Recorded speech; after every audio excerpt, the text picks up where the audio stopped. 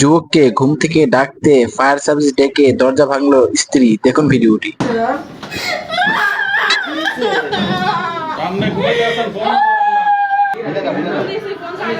Video চালু করছো? Video চালু করো।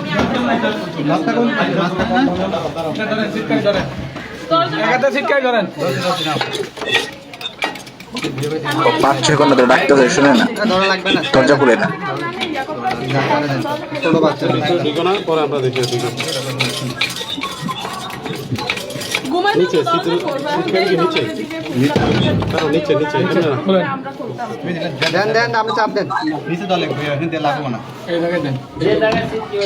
হ্যাঁ ভাইয়া করছি 5 ঘন্টা ধরে কি কর 5 ঘন্টা ধরে কি করছি আপনি ভিতরে হামতে না আমি না আচ্ছা ভাই আমি পরে কথা তো অবশ্যই খুলতে পারছে গেটটা। আস্তে আস্তে আরো লাঠি দাও আস্তে আস্তে এদিকে ঘুমায় আছে, ক্লোজ করো, মোবাইল চালু করো। কোনো হুঁশ নাই। কেউ ঢুকতে পারবে না, আগে ঢুকবেন না, খালি লাইট দিয়ে দাও।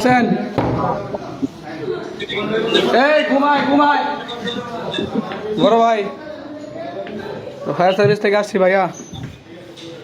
আপনি ঘুমাইতেছিলেন?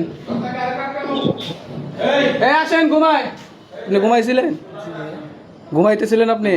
আসেন বের হয়ে আসেন। আসেন। আপনাকে ফোন দিতেছে, ঘুমায় আছে, হ্যাঁ আসেন আসেন, বাইরে আসেন, বের হয়ে আসেন। কোনো হুঁশ নাই।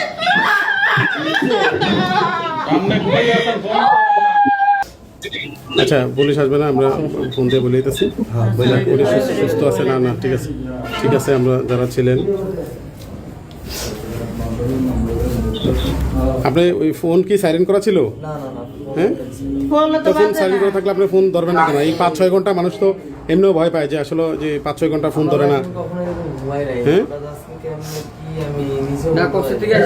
অবশ্যই কমেন্ট করে আপনাদের মতামত জানাতে ভুলবেন না।